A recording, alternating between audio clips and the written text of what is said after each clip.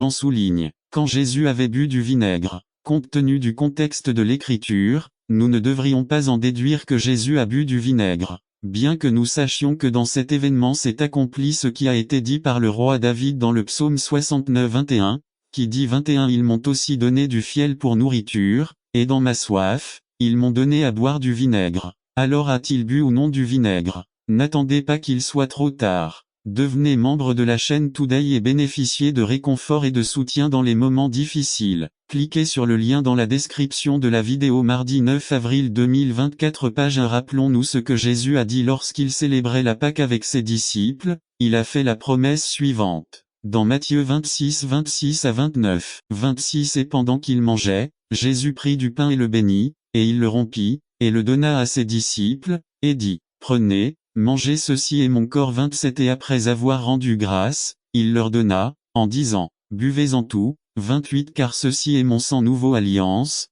qui est répandu pour beaucoup pour la rémission des péchés 29 Et je vous dis que désormais je ne boirai plus de ce fruit de la vigne, jusqu'au jour où j'en boirai du nouveau avec vous le royaume de mon Père. Il a promis qu'il ne boirait pas du fruit de la vigne avec ses disciples jusqu'à ce que cet événement n'ait pas eu lieu, donc Jésus n'allait pas boire du fruit de la vigne parce que Jésus l'avait promis ses disciples. Il est donc correct de comprendre que Jésus a seulement reçu le vinaigre afin que l'écriture puisse s'accomplir, mais qu'il n'en a pas bu, il l'a seulement goûté. Il y a donc deux vérités principales. 1. La première vérité est qu'en rejetant le vinaigre, il démontre sa totale volonté de se soumettre au sacrifice total ordonné par son Père. L'acte du soldat romain était un acte de miséricorde, puisque le mélange de vinaigre et de fiel produisait un certain engourdissement chez le crucifié. Jésus n'a pas bu parce que rien n'allait atténuer son sacrifice pour les péchés de l'humanité, comme l'apôtre Paul l'a écrit aux Philippiens 2 6 à 8 6 qui, étant sous la forme de Dieu,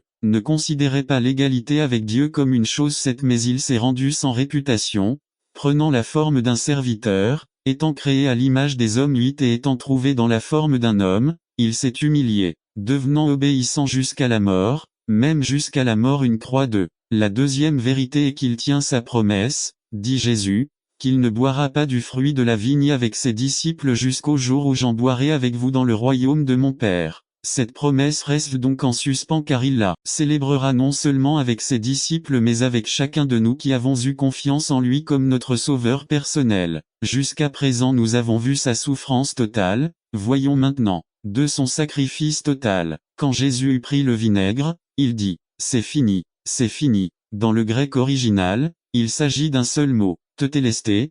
Peut-être que pour nous ce n'est pas un mot connu mais à cette époque ce mot était très courant. Le type de leur conduite est le même. 3. Les navires du 1er siècle semblaient grands aux yeux des gens de cette époque. Luc, par exemple, mentionne un navire alexandrin avec son chargement de blé et que 276 personnes voyageaient également à bord, dont Paul qui se dirigeait vers Rome. Actes 27 37.38 4. Un navire avec 276 passagers et chargé de blé était trop grand à cette époque pour être dirigé par un petit gouvernail 5. Le gouvernail des navires, comme celui des paquebots modernes, était l'instrument de navigation le plus essentiel, car il détermine le cap et la destination du navire et de ses occupants 6. De la même manière, la langue, bien que de petite taille par rapport au corps, est extrêmement puissante pour déterminer non seulement ma direction et ma destinée, mais elle peut également être utilisée pour définir si la destinée des gens est le paradis ou l'enfer. Petit instrument, je ne le crois pas 7.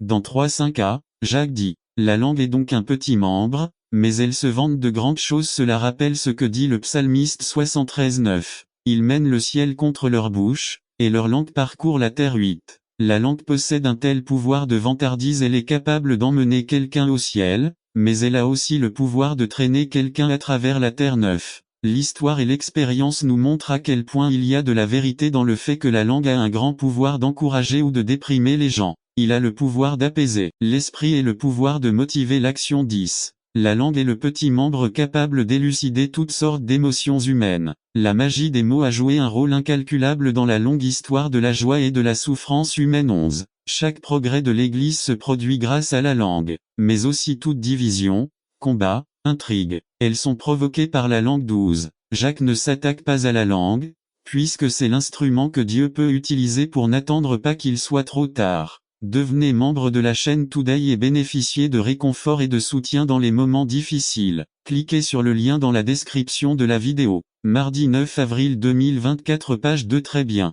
Il y a beaucoup de positifs à dire sur elle. Cependant, dans le cadre de notre étude, Santiago souligne la manière négative dont la langue est utilisée. L'analogie de l'effet cosmique l'étincelle à l'aspect négatif du langage est illustrée dans la troisième illustration. Ici, la langue est présentée comme une étincelle, Jacques 3, 5 à 6. La langue est donc un petit membre, mais elle se vante de grandes choses. Voyez quelle grande forêt un petit feu allume 6 et la langue est un feu, un monde de mal. La langue est placée entre nos membres, elle souille tout le corps, elle met le feu à la roue de la création et elle est elle-même enflammée par l'enfer 1. Dans la littérature sage comme les proverbes, les psaumes et d'autres livres, il y a beaucoup à dire sur la langue comme une flamme brûlante à Prof 16 27. Un homme indigne complote le mal, et sur ses lèvres il y a comme une flamme brûlante feu B psaume 39 3. Mon cœur est chaud au-dedans de moi le feu s'est allumé dans mon soupir, et j'ai donc parlé avec ma langue c'est psaume